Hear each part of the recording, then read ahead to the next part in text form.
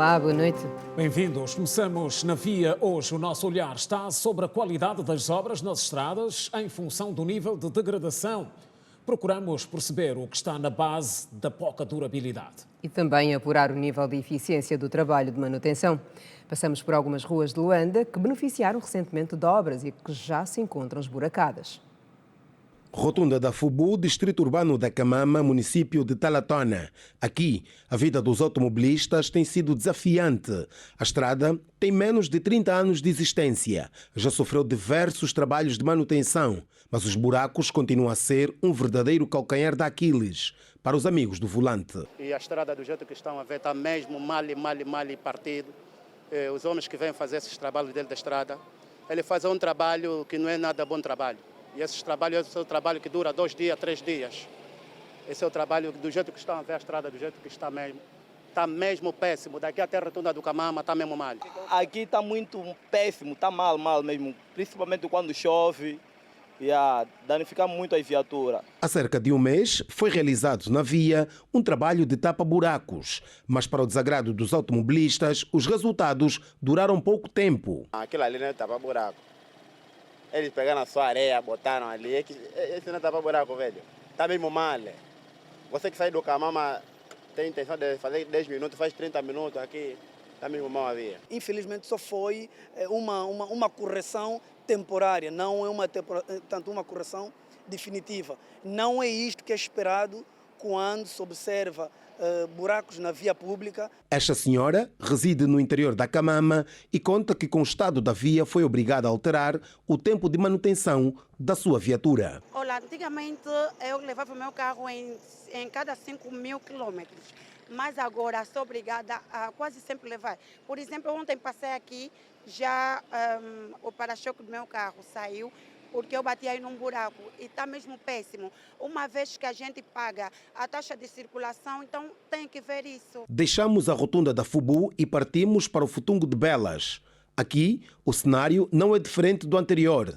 Trata-se da estrada que dá acesso à conhecida cidade financeira, uma zona nobre da cidade de Luanda.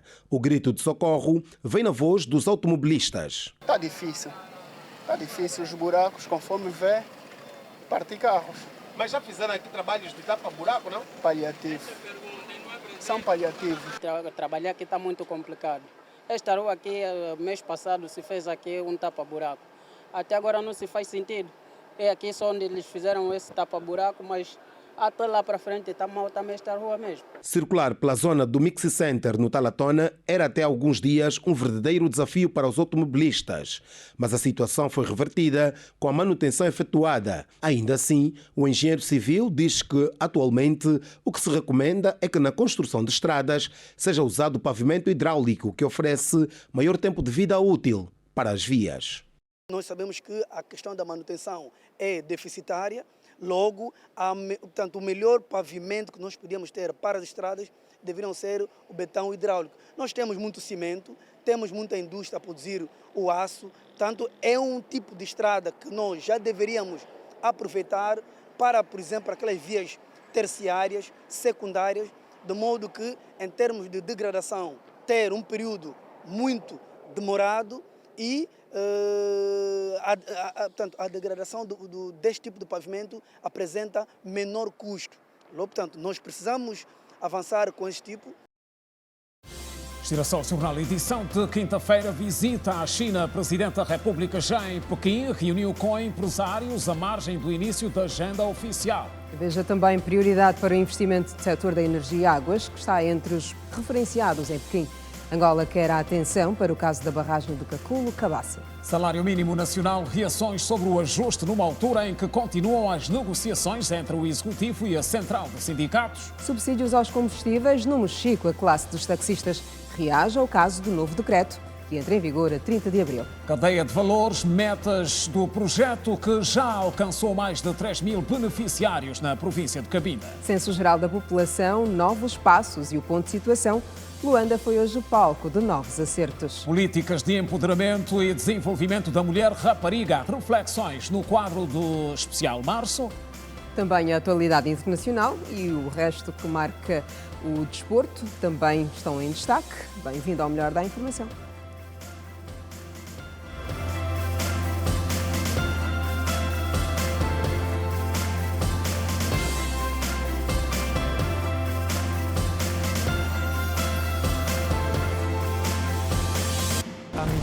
em si, como iniciativa do governo. E aqui doença, tudo está conosco. É um água suja, não dá para beber. Os preços continuam na mesma. Informação segura na era de um mundo em constantes transformações. Assustamos, pisamos nessa água, nos traz febre, nos traz muitos problemas. Esta básica está muito alto. Reflexões. Uma preocupação por parte do executivo, não é, no sentido de poder repor o poder de compra. Matemática do dia a dia. Quer dizer que quando está chovendo ninguém dorme. Para além da intenção, haja também a vontade política. Contas baseadas na veracidade dos factos. A Angola é o terceiro parceiro mais importante a nível da África dos Estados Unidos. O selo da verdade. De segunda a sábado. Girassol Jornal. Outra vez, boa noite. Atenções agora para Pequim. Começa amanhã a visita oficial do Presidente da República à China. A agenda estende-se até domingo 17 de março e reserva o dia de amanhã para o Fórum de Negócios Angola-China. Na capital chinesa, o chefe de Estado recebeu hoje em audiência homens de negócios, empresários com quem abordou assuntos relacionados com investimentos. O Presidente da República já trabalha na cidade de Beijing, onde deve cumprir uma extensa agenda no âmbito da visita de Estado que efetua a convite do homólogo chinês Xi Jinping. João Lourenço chegou por volta das 9 horas da manhã e no início desta tarde recebeu em audiência vários empresários chineses com investimentos em Angola e aqueles que pensam entrar no mercado nacional. O chefe de Estado angolano conversou com os homens fortes da AVIC, empresa chinesa envolvida na construção do novo aeroporto internacional de Luanda, conhecido também como Dr. Antônio Agostinho Neto. Outro grupo empresarial chinês recebido em Beijing foi a empresa responsável por instalar na Barra do Dande uma fábrica de alumínio. As obras de construção devem iniciar ainda neste mês de março. O nosso projeto é bem grande, temos uma área de 73 hectares só para a primeira fase. 120 mil toneladas de alumínio de eletrólise anual. Os setores de educação, ciência e tecnologia também foram temas de conversa com os representantes da Beijing Global Safe Technology, empresa chinesa de produção tecnológica desde 2003. O primeiro ponto é com a Universidade de Tsinghua no aspecto da formação de talentos.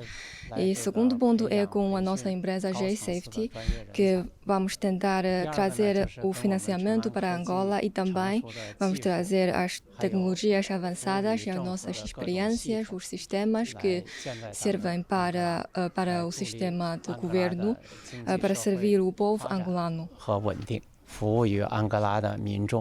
Na cidade de Beijing, o estadista angolano recebeu também empresas dos setores das telecomunicações e outra do setor petrolífero. E no diálogo com empresários em Pequim, o setor da energia e águas destaca centros mais referenciados como prioritário e estratégico para investimento. O ministro angolano da Energia e Águas considera que se deve tratar com atenção a questão da conclusão das obras da barragem de Caculo-Cabaça. Angola pretende reforçar a cooperação no setor elétrico com o país da Grande Muralha. O país de todos nós conta com financiamento chinês neste setor, com particular realce para o aproveitamento hidroelétrico de Caculo-Cabaça. O grupo empresarial responsável pela construção deste projeto elétrico foi recebido em audiência pelo Presidente da República. Assim que a CGC vai inventar e dobrar todos os esforços para cobrir e responder ao pedido e requisito do governo de Angola sobre a geração da energia de aproveitamento hidroelétrico de Caculo-Cabaça. O ministro da Energia e Águas disse esta quinta-feira em Beijing que o país conta com financiamento chinês para finalizar as obras da barragem de Kakulo Kabasa. Com a República Popular da China, não só temos, digamos, essa linha de crédito que hoje suporta, financia grandes projetos, e sem dúvida que o maior neste momento é Kakulo Kabasa.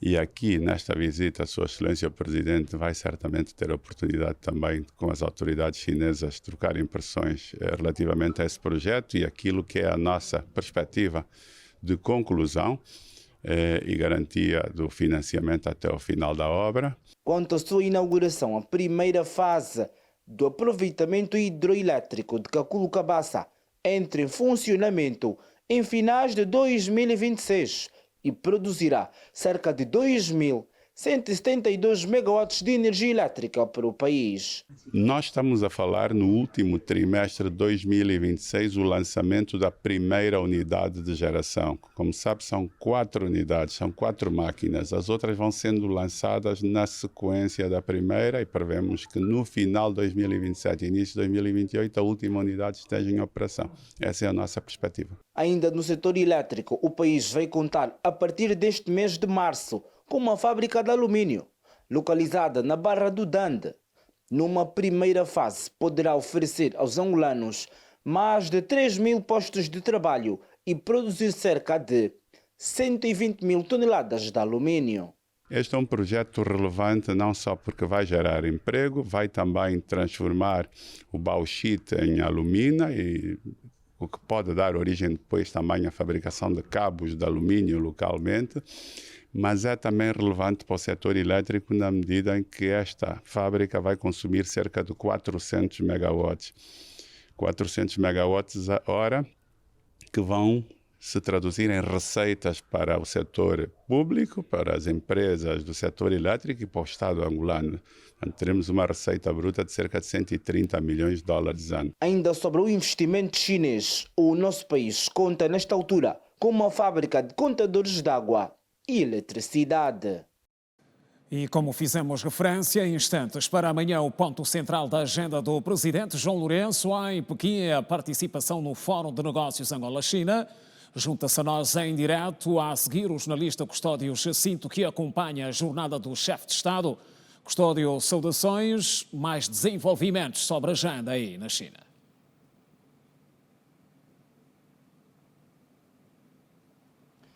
Boa noite, Simeão. Boa noite também para ti, Kina Santos. Boa noite também para toda a audiência da Rede Girassol. A partir das ruas de Beijing, de onde vos falo, são nesta altura 2 horas e 58 minutos aqui na China, onde já se encontra o Presidente da República, João Lourenço, a cumprir uma visita de Estado de 3 dias a convite do homólogo chinês Xi Jinping.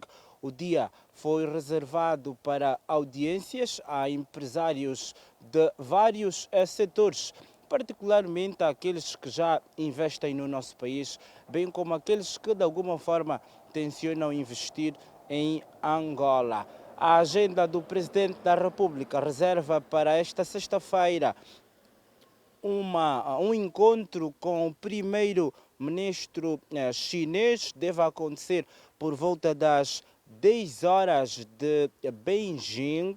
Um outro encontro reservado durante o dia é com o presidente da Assembleia Popular da República da China. E no fim do dia o Presidente da República vai encontrar-se com o homólogo chinês Xi Jinping. Será um frente a frente entre os dois estadistas que deverão passar em revista o estado das relações bilaterais entre Angola e China. Estão também previstas, pelo menos é assim que aconteceu durante estes dias de negociações entre as duas delegações, estão previstos acordos nos setores da saúde, telecomunicações, transportes e outros. O Presidente da República, João Lourenço, deve testemunhar no sábado o Fórum de Negócios entre Angola e China. Foram estes que deverão estar presentes empresários dos dois países,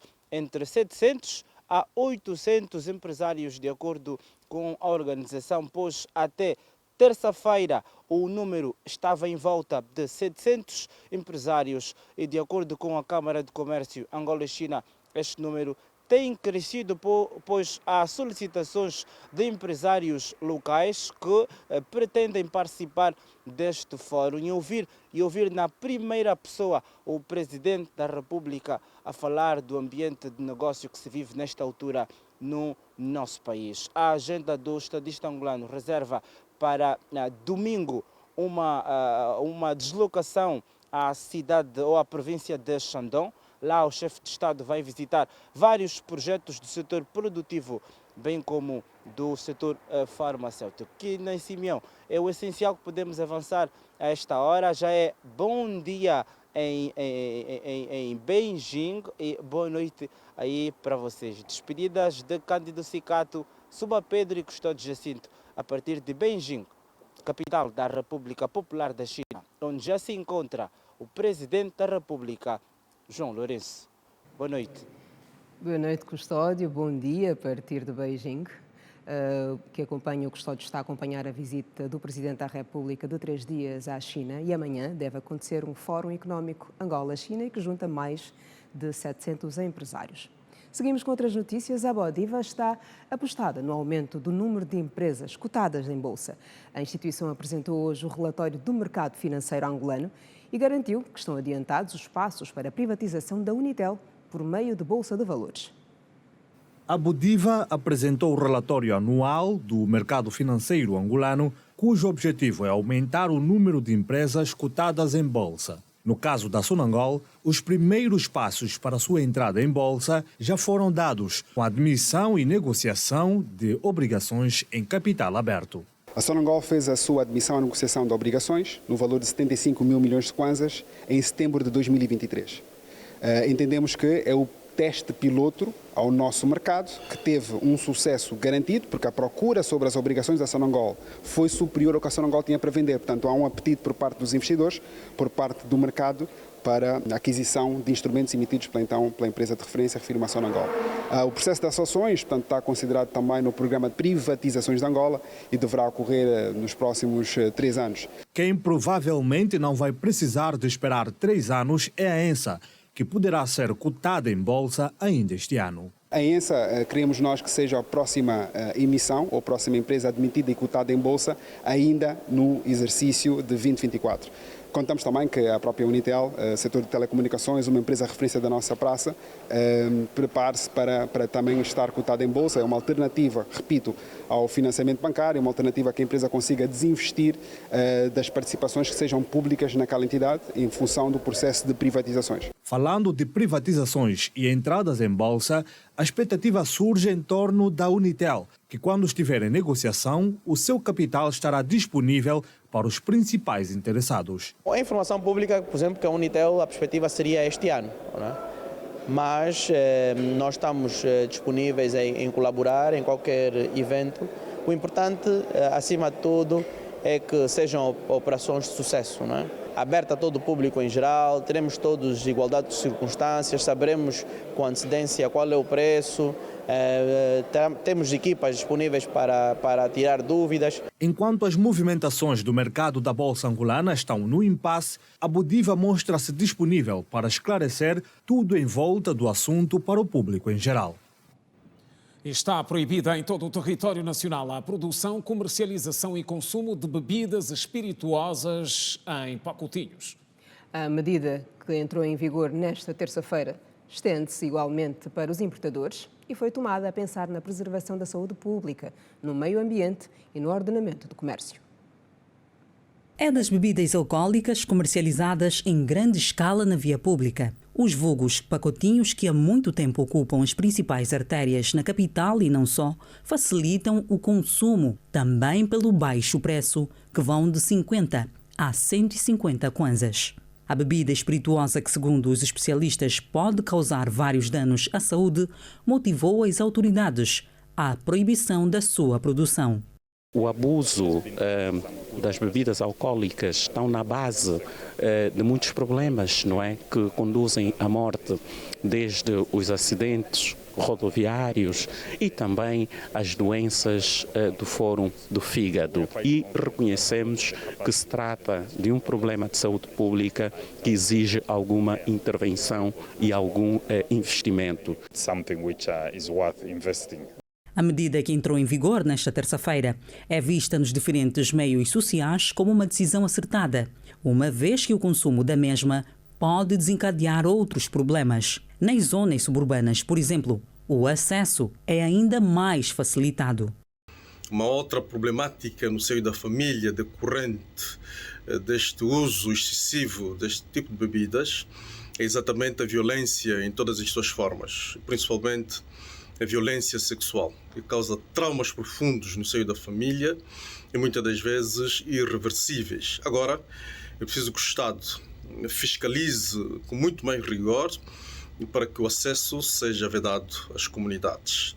Preciso também trabalhar com as famílias para se recuperarem aqueles indivíduos que eventualmente estejam na dependência do álcool para que voltem em harmonia para as suas famílias.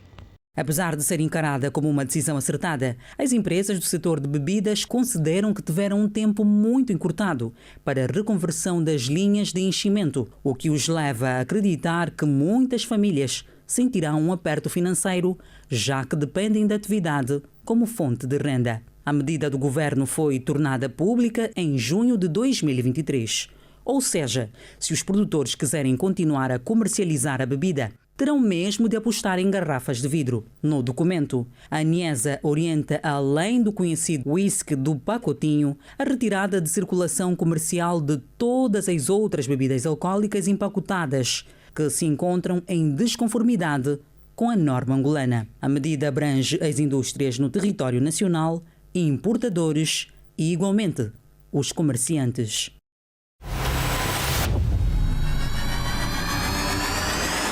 Mercado da formação técnico-profissional. Cheguei aqui, praticamente não sabia mesmo nada. Centros.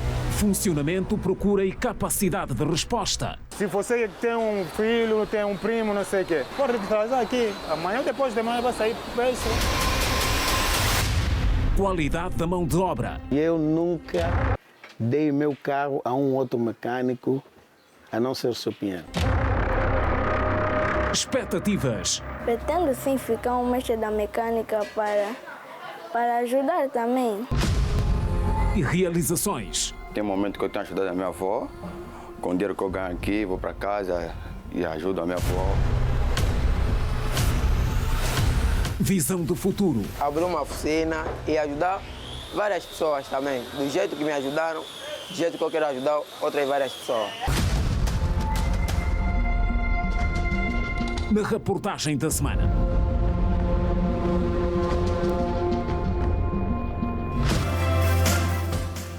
Empoderamento da mulher rapariga, acertos e perspectivas. Em destaque.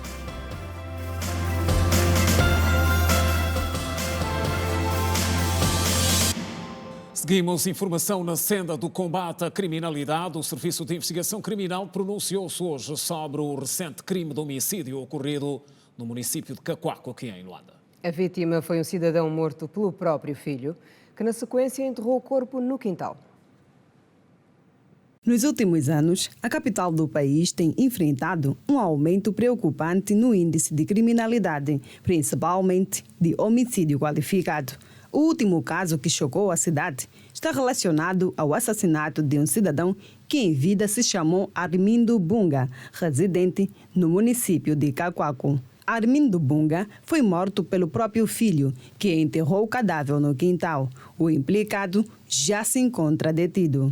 Deteve um cidadão de 19 anos de idade implicado no homicídio qualificado em razão da qualidade da vítima, seu próprio pai, porque este cidadão de 19 anos de idade, há precisamente 6 dias, terá agredido seu pai com um objeto contundente, um pau, e por conta disso o seu pai ter encontrado morte imediata. Tudo aconteceu pelo facto de eles ter tido durante muito tempo atitudes antissociais reprováveis e o pai, no sentido de o reprimir, chamava a atenção e algumas vezes pedia que ele deixasse a sua residência. Aproveitou-se daquele momento quando o pai saía do quarto de banho e agrediu até a morte. Feito isso, tomou os bens do pai, no caso, os cartões multicaixa, um telemóvel que vendeu a um seu amigo e a botija de gás butano da residência que comercializou a uma vizinha. Uma das vizinhas do malogrado conta como encontraram o corpo. O amigo do senhor apareceu aqui e disse que os dois telefones estão desligados. O que é que nós podemos fazer? Eu disse, não, vamos ver dentro do quintal. E como tem esse sinal, esse cheiro que está aqui no bairro, que todo mundo já estava a sentir, e tem também uma parte descaída dentro do quintal, aí houve alguma coisa. Então, vamos intervir. Quando nós arrombamos, encontramos que há uma parte do monte onde ele enterrou o pai, aquilo cheio de mosca. Então logo demos já frequência a partir das autoridades. Mas o pai sempre contava que este menino é que vai me levar à vida. O acusado reconhece a autoria do crime. Isso aconteceu numa sexta-feira, lá por volta das 19 horas. É que meu pai me protegia para não sair na rua, mas aquela vida que eu levava na Petrangol, eu queria continuar no Kikolo, mas não deu certo. O filho mais velho do malogrado afirma que o irmão já possui um histórico na polícia. Sempre foi um rapaz com essa atitude. Não é pela primeira vez que ele está a tentar, mas já foi várias vezes que ele já tentou e inclusive já foi preso várias vezes, que é no Samizanga, na esquadra do Batenu. Sempre tentou primeiro com katana, depois com um fio elétrico. Ele ligou o fio na tomada para poder ligar no corpo do pai. Outra vez com a faca, outra vez com a katana. O porta-voz em exercício do SIC, Luanda, alerta a juventude para as consequências dos seus atos. Tenham atitudes boas e que tudo que fazem de mal vai ter repercussões negativas no seu futuro. Contas do dia a dia. Temos a seguir reações no caso do ajuste do salário mínimo nacional, numa altura em que continuam as negociações entre o Executivo e a Central de Sindicatos. Que defende que, de forma geral, o salário mínimo nacional devia estar fixado em 100 mil kwanzas. O valor baixou em relação à primeira proposta, que era de 245 mil kwanzas. Carlos Gantz é um microempresário. Atua no ramo da formação profissional, concursos e venda de soluções tecnológicas. Atualmente tem sob sua responsabilidade 10 funcionários e admite que, se pudesse, teria mais. Ele conta que a exigência dos sindicatos, que passa por um salário mínimo nacional avaliado em 100 mil kwanzas, até pode ser justa, mas por agora não é realizável. Os empresários privados têm uma luta muito grande que é para conseguir manter o negócio, né, para conseguir honrar com os salários sem atraso. Então seria muito difícil, na situação atual que estamos, né, termos o salário mínimo, temos assim dizer, líquido, na ordem dos 100 mil kwanzas. Não vai ser fácil para as micros, para as pequenas e médias empresas, porque em qualquer parte do mundo acabam sendo estas os maiores empregadores, né? Então, para a nossa realidade, vai ser muito difícil, ou é muito difícil. Quem partilha da mesma opinião é o empresário Luís Curitola, proprietário de uma clínica dentária. Para ele, é importante ter em conta que cada empresa tem um faturamento diferente. A faturação das empresas não é a mesma, né? E os custos operacionais das empresas diferem-se. Como deve saber, temos em Angola as micros, pequenas, médias e grandes empresas, e que eu acharia desapropriado, não é, ou impraticável, temos que estabelecer um salário mínimo para todas as empresas de 100 mil kwanzas, o que criaria vantagens para as empresas grandes e um autêntico descalabro para as empresas pequenas ou micro. Os sindicatos apresentam como justificativa para o aumento salarial o elevado custo de vida. Por isso exigem 100 mil kwanzas para todo tipo de empresas, sejam elas micro, pequenas ou até grandes empresas. Para os empresários, isso se deve à escassa produção nacional. Quanto à proposta de alteração do salário mínimo nacional, Luís e Carlos deixam algumas sugestões. Era estratificar, não é, os vários salários mínimos em função da classe da empresa, né? No caso, por exemplo, o salário mínimo de uma microempresa que fosse 35 mil kwanzas mês, provavelmente o salário de uma média empresa 70, 80 mil ou, quiçá, 200 mil para uma empresa grande, que é salário mínimo. Isso, não, quando falamos de salário mínimo, é o salário base, né? Porque ainda é acrescido os subsídios tanto de transporte e de alimentação. Nós temos uma carga tributária muito pesada e não ajuda. Então vamos aqui negociar. Eu vou reduzir o meu IVA, eu vou reduzir o meu imposto industrial, eu vou reduzir a minha carga tributária, toda a carga tributária que eu tenho eu vou reduzir, mas em contrapartida vocês têm a obrigação de fazer isso, de fazer aquilo. As empresas seriam obrigadas a olhar para o mercado, não fugir a contribuições fiscais, mas a ir empregar mais pessoas. E avançamos para a província de Mochico. A classe dos mototaxistas reagiu à medida que põe fim às exceções no caso da retirada dos subsídios aos combustíveis. O decreto entra em vigor a partir do dia 30 de abril, altura em que, segundo o Executivo, todos terão de comprar a gasolina ao mesmo preço. A retirada à subvenção do combustível e dos cartões de subsídio à gasolina, prevista para o mês de abril, preocupa os mototaxistas e automobilistas nas artérias da cidade do Luena e tensionam a subida dos preços em cada rota. Temos refugiado em serviço de táxi para que nós possamos sobreviver, mas com essa medida de subida do combustível é muito dura, não sei como é que vamos fazer. O dia inteiro só fazemos 2.000 kwanza, 3.000 kwanza, mais ou menos que descesse a gasolina, não pode fazer subir. O pouco que nós ganhamos para nós sobreviver com eles. O preço subir, se subir a 550, para Sabaúca é 300 kwanza. Esta decisão do Executivo foi recebida como balde de água fria por parte da Associação dos Mototaxistas, segundo o seu presidente. Os taxistas vão mudar também o expressário, uma vez em que eles todos dependem do combustível. Os possíveis constrangimentos levam muitos passageiros à precaução futura, como é o caso da Dona Maria Muzala. Outras pessoas não trabalham, têm velhas, não trabalham, depende da família que lhes dão.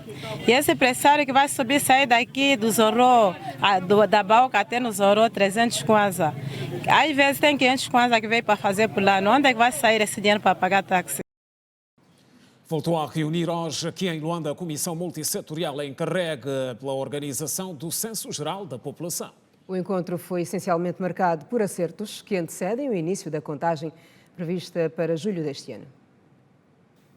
Depois das províncias de Cabinda e Kwanza Sul, mais 3 concluíram a atualização da malha cartográfica. Tratam-se das províncias do Cubango, Kwanza Norte e Bengo, o que prefaz agora 73% de conclusão do processo.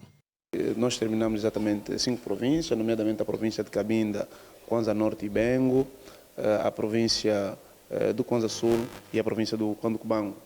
Portanto, a expectativa é que nos próximos dias poderemos ter também já algumas províncias a breve trecho para terminarem, e já está a ocorrer agora um processo de interajuda onde a província de Cabinda está a prestar um apoio do ponto de vista técnico à província do Ije. Luanda está a beneficiar do apoio das equipas da província do Kwanza Norte e da província do Bengo, e prevemos também nos próximos dias a província do Kwanza Sul a apoiar a província de Benguela, de maneira a acelerarmos o processo de atualização cartográfica, que está a bom ritmo nessa altura. Estamos já acima de 73%. De acordo com o diretor-geral adjunto do Instituto Nacional de Estatística, Hernani Luiz, as zonas de difícil acesso estão a ser cada vez mais alcançadas mediante disponibilização de meios técnicos das Forças Armadas angolanas.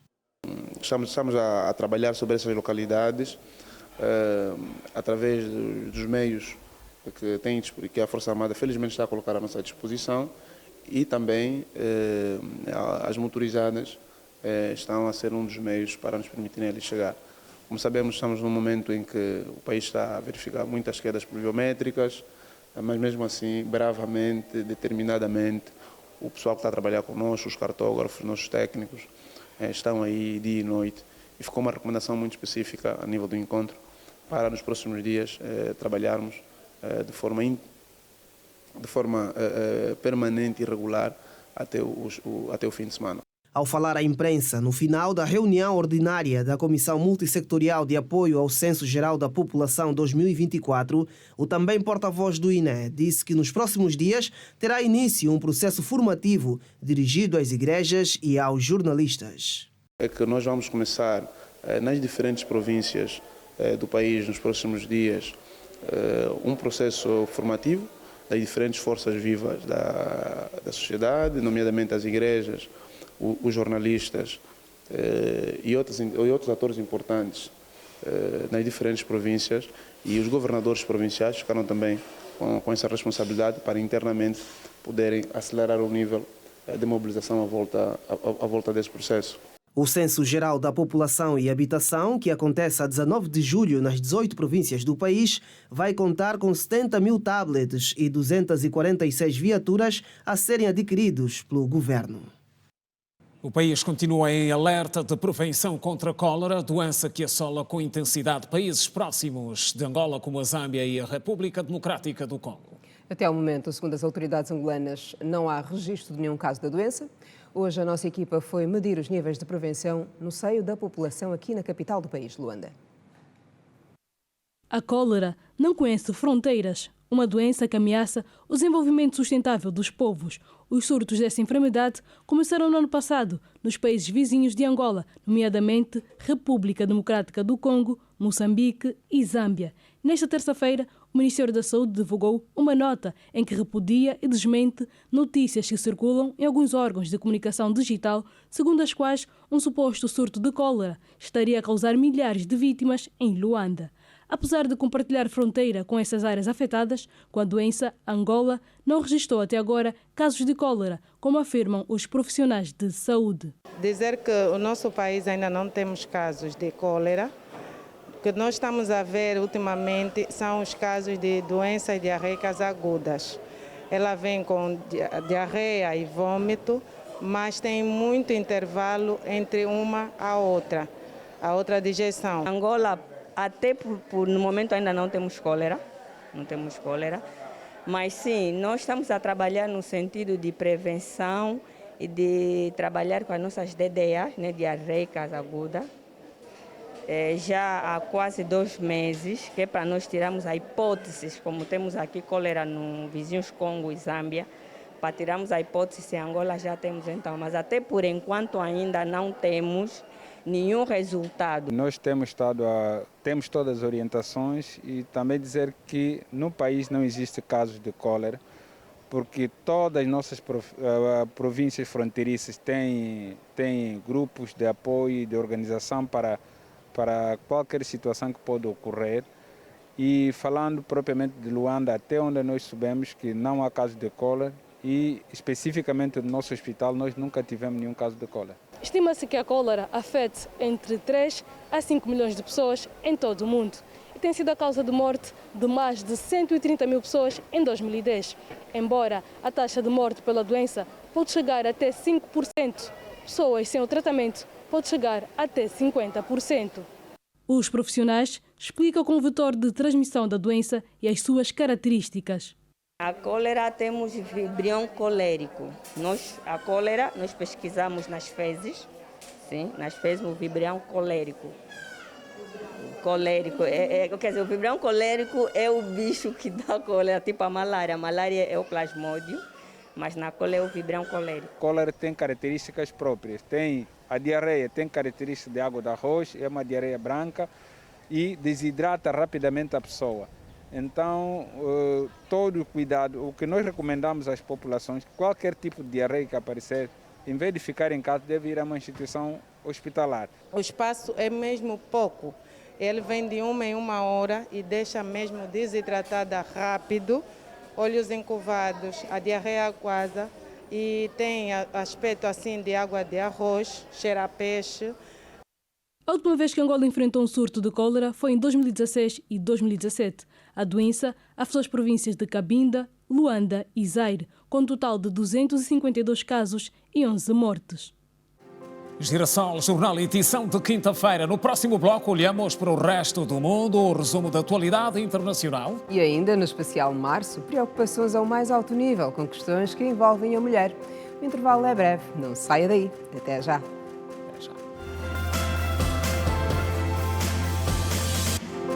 Já de volta, e o regresso da informação leva-nos à atualidade internacional. Sobreviventes resgatados de um bote de borracha vazio no Mediterrâneo Central dizem que cerca de 50 pessoas morreram durante a viagem. O assunto mereceu destaque no resumo da atualidade internacional que acontece agora, com o desenvolvimento da Celestina Zola.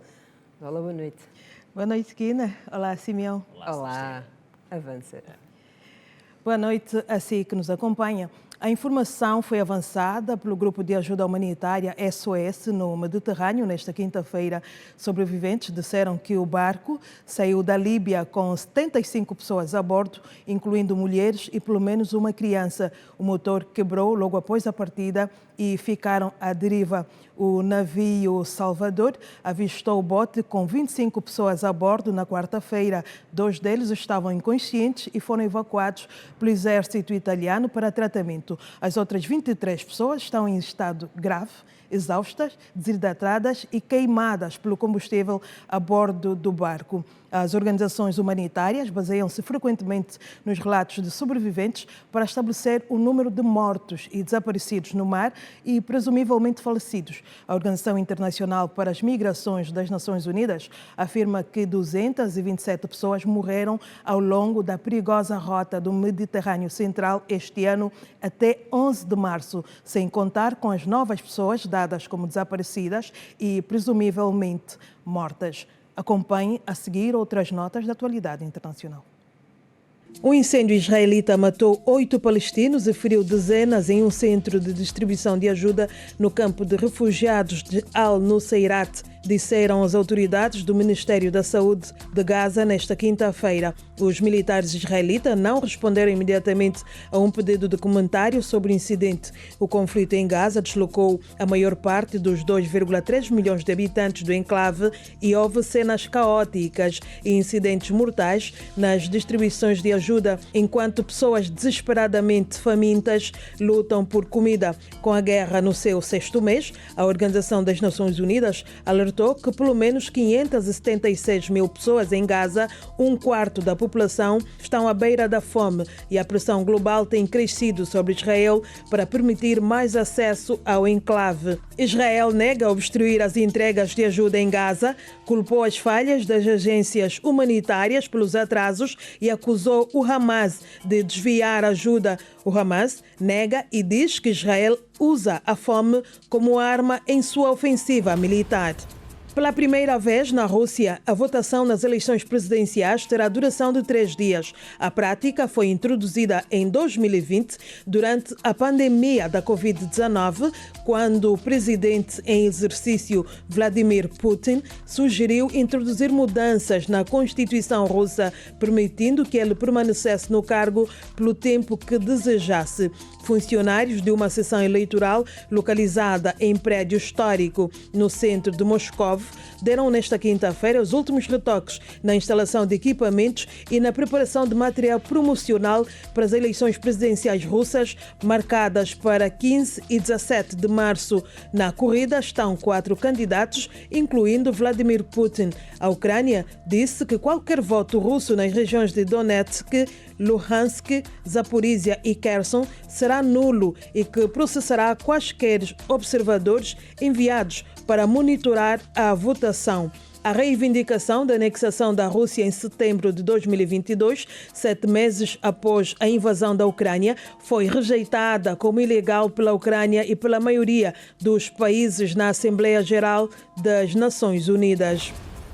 Os advogados de Donald Trump devem pedir a um juiz federal nesta quinta-feira que rejeite o processo criminal federal que o acusa de manter ilegalmente documentos confidenciais com argumentos de que ele tem permissão para manter os registros após deixar a presidência. A audiência em Fort Pierce, na Flórida, é a mais recente aposta legal de Trump para tentar inviabilizar os 4 processos criminais que enfrenta enquanto faz campanha como candidato republicano que desafia o presidente democrata Joe Biden nas eleições americanas de 5 de novembro. Neste caso, Trump se declarou inocente de acusações de reter documentos confidenciais de segurança nacional depois de deixar o cargo em janeiro de 2021 e obstruir os esforços do governo dos Estados Unidos para recuperá-los.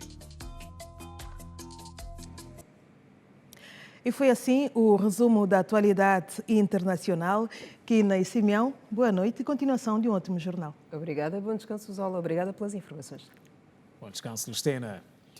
O Papa Francisco descarta a possibilidade de renunciar ao comando da Igreja por motivos de saúde. A afirmação faz parte de uma longa entrevista concedida pelo Sumo Pontífice e que será brevemente publicada em livro.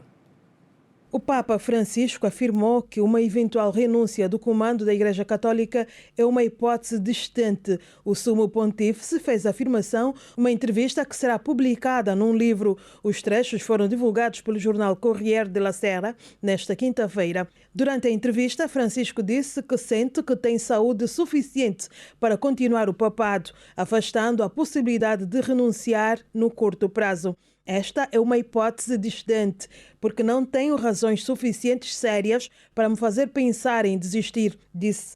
Francisco está com 87 anos. Recentemente, o Papa enfrentou crises de bronquite e chegou a cancelar audiências por estar engripado. Em 2023, o pontífice precisou ser hospitalizado pelo menos 3 vezes. Em uma das internações, fez uma cirurgia abdominal. No fim do ano passado, Francisco cancelou uma viagem que faria aos Emirados Árabes Unidos por causa de uma inflamação no pulmão. Em 2022, o Papa revelou que deixou uma carta de renúncia assinada para caso seja impedido de desempenhar suas funções por causa da saúde.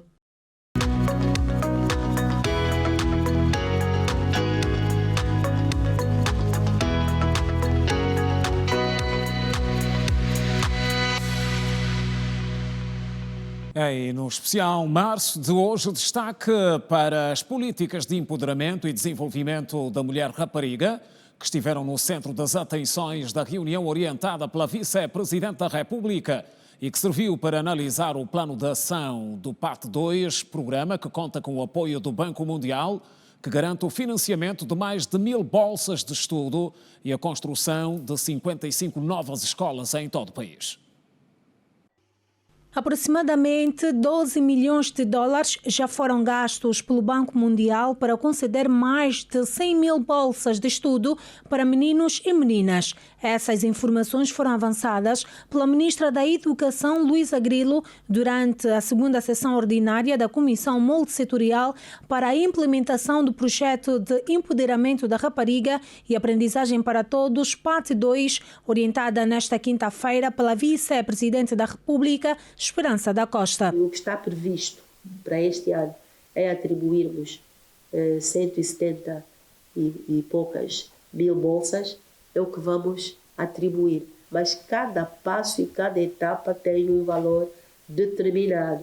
No global, já gastamos perto de 12 milhões de dólares. A Ministra da Educação explicou os critérios de seleção das escolas para a atribuição das bolsas de estudo. É estar matriculado e a frequentar a 7ª, 8ª ou a 9ª classe. E dos municípios contemplados. Nós escolhemos um município em função da sua vulnerabilidade. E nós estamos a trabalhar com aqueles municípios onde os níveis de pobreza são mais acentuados, onde também a possibilidade de abandono escolar por parte dos alunos é mais acentuada.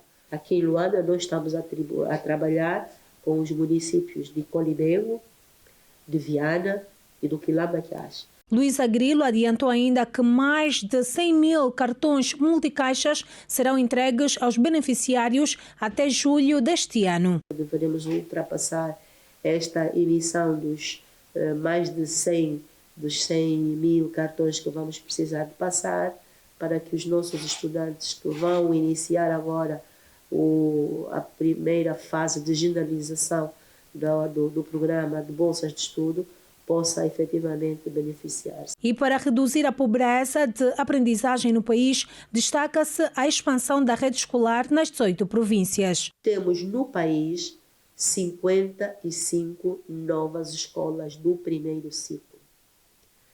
Essas escolas, neste momento, nós lançamos o concurso público no ano passado, cumprimos com todos os procedimentos que um concurso público exige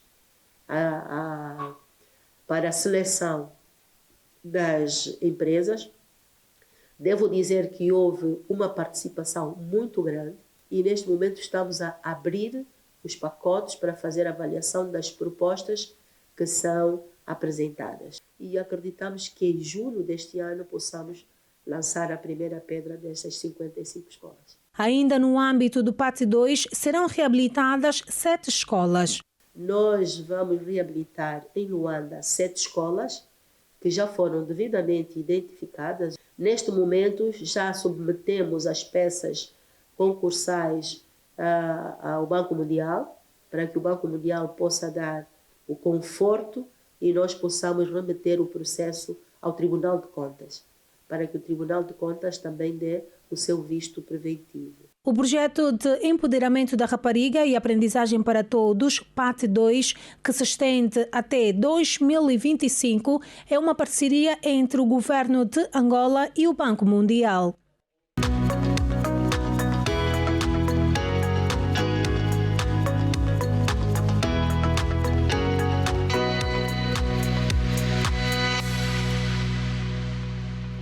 A vice-presidente do MPLA recebeu hoje, na sede do partido, os embaixadores de Cuba e da Nicarágua acreditados em Angola. Da parte de Cuba, particularmente, Luísa Damião recebeu mensagem de agradecimento pelo apoio que o seu partido tem prestado ao povo cubano no quadro das relações históricas. Oscar León González, embaixador de Cuba em Angola, e Darling Carolina Rios, embaixadora da Nicarágua, foram recebidos em audiência nesta quinta-feira pela vice-presidente do MPLA, Luísa Damião. O embaixador de Cuba está em Angola desde outubro de 2023 e foi recebido em audiência no quadro da cooperação do Partido Comunista de Cuba e o MPLA e para agradecer o apoio que o partido que lidera tem dado ao povo cubano. Hay una cooperación histórica muy fuerte entre los pueblos de Cuba y Angola, que también se expresan en las relaciones entre el partido del MPLA y el Partido Comunista de Cuba. De modo que hoy vine a agradecer a su excelencia vicepresidenta del partido MPLA, la señora Luisa, por toda la solidaridad y todo el apoyo que hemos recibido del pueblo, del gobierno y del partido MPLA de aquí de Angola. Tenemos un cuadro de cooperación entre los partidos del Partido Comunista de Cuba y el partido MPLA y hemos coincidido en que debemos continuar trabajando para consolidar y fortalecer essas relações. Já para a embaixadora da Nicarágua, Darling Rios, pretende estreitar relações com Angola em vários domínios. A representante da Nicarágua diz que o seu país reconhece o trabalho que o MPLA tem realizado em respeito à dignidade. El centro de esta conversación con la vicepresidenta del MPLA ha sido la unidad de los pueblos de Nicaragua, el pueblo de Angola y el trabajo conjunto que podemos comenzar a realizar de manera concreta entre el partido de Nicaragua, el Frente Sandinista de Liberación Nacional, y también el partido del MPLA aquí en Angola. Transmitimos a la vicepresidenta del MPLA el mensaje, el saludo de parte del presidente comandante Daniel Ortega. Vamos a conversar luego sobre las próximas reuniones que podamos ir concretando entre el MPLA y el Frente Sandinista. Esas son las próximas acciones, el lograr algunas reuniones y luego transmitir cuáles son los avances y los resultados con relación a eso. A A embaixadora aproveitou a oportunidade para oferecer um quadro à vice-presidente Luísa Damião, que representa as mulheres revolucionárias do seu país. E ainda sobre o MPLA, foram apresentados hoje, a nível de Luanda, os eixos estratégicos da agenda política do partido referente ao presente ano. No ato orientado pelo primeiro secretário provincial, foi lembrado o comprometimento que se espera dos militantes no cumprimento das metas traçadas. O MPLA na província de Luanda continua a trabalhar para levar aos seus militantes e simpatizantes os objetivos da agenda política para 2024. Desta vez, a informação foi passada às direções dos comitês de especialidade, coordenadores e coordenadores adjuntos dos grupos temáticos, que ficaram hoje a saber mais pormenores da agenda política 2024, que se desdobra em 11 eixos estratégicos e 8 iniciativas, sob o lema MPLA, servir o povo e promover o desenvolvimento de Angola. Em representação de Manuel Homem, primeiro secretário do Partido dos Camaradas na província de Luanda, Hermelindo Pereira pediu aos presentes mais afinco na materialização dos objetivos da agenda política para este ano. Fizemos inclusive esse desafio aos comitês de especialidade, que nos apresentassem programas nos seus setores, nas suas áreas de influência, que nos levassem de facto a ter alguma discussão e soluções práticas para alguns problemas que nos vão apresentar. E gostaríamos que deles também saíssem camaradas com capacidade de argumentação para contrapor as várias tentativas de comunicação que vamos vendo todos os dias a invadirem os nossos telefones, e acreditamos que aqui temos camaradas com capacidade para poder apoiar, defender e até mesmo sustentar as ideias que temos para o nosso mandato e desenvolver o nosso país. A agenda política do MPLA para 2024 inclui o compromisso com a formação contínua, capacitação e avaliação dos dirigentes e responsáveis em todos os níveis, priorizando a valorização do capital humano dentro do partido, governação participativa focada na eficiência e eficácia na resolução das necessidades dos cidadãos, reforçando assim uma das linhas mestras para o ano 2024.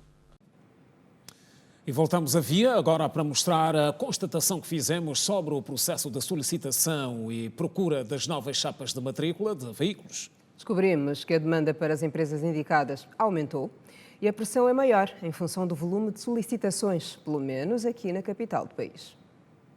Nos últimos dias, a demanda pela troca das matrículas dos veículos automóveis aumentou significativamente. A procura é muita, os nossos clientes vão-se embora às vezes chateados connosco. Os cidadãos estão preocupados com a pouca oferta do produto a nível nacional. Ainda não tenho. Por mim, acho que não haveria necessidade de se fazer a troca, porque tem um prazo de 2 anos, por isso é que ainda não estão preocupados. Porque uma empresa só a fazer o trabalho do país inteiro é complicado. Não, se tivessem, sim, seria melhor. Teria facilitado muito mais ainda, né? Não ia criar também muito fluxo de pessoas numa determinada empresa. Não, a nova matrícula eu ainda não tenho. Tenho carros aí a chegar e acho que daqui a pouco eu venho fazer aqui a nova matrícula. Se tiverem já licença, né? O chefe da seção de registro, cadastro e licenciamento de veículos esclarece que mais de 80 empresas estão licenciadas para produzir as novas matrículas. A Direção de Trânsito e Segurança Rodoviária está a trabalhar numa primeira fase com os veículos novos. Todos aqueles veículos que foram importados agora, esses sim estão a beneficiar das novas chapas de matrícula. 80 empresas licenciadas para operadores de troca de chapa de matrícula. Das 80, obviamente que nem todas as empresas estão ainda em condições para poder exercer essa atividade. O responsável da empresa Matrical garantiu que a empresa está preparada para produzir e aplicar as novas matrículas. Está tudo preparado, as máquinas, as matrículas, tudo está preparado. Isto são os provetos que eu trouxe comigo, são as amostras, como já está tudo em andamento. Estamos à espera de uma licença, mas nós não podemos fabricar enquanto não tivermos autorização, é só isso. As autoridades policiais implementaram no dia 10 de janeiro um novo modelo de matrículas para veículos automóveis. Segundo o especialista, a troca das matrículas vai ser feita de maneira gradual, Por esta razão, apela à calma dos automobilistas. Os veículos antigos, como disse, estamos a trabalhar num cronograma. Esse cronograma nós depois vamos apresentar publicamente. Os veículos vão poder então procurar as operadoras licenciadas pela Direção de Trânsito e Segurança Rodoviária para poder então fazer a troca das suas chapas de matrícula. Nós queremos apelar apenas à calma. A Direção de Trânsito e Segurança Rodoviária tudo está a fazer para satisfazer, obviamente, a necessidade do utente. A lei prevê 2 anos para a troca de chapa de matrícula a nível nacional. Nós vamos fazê-lo de forma gradual, não é? A princípio começamos com os veículos novos que estão efetivamente a fazer a troca.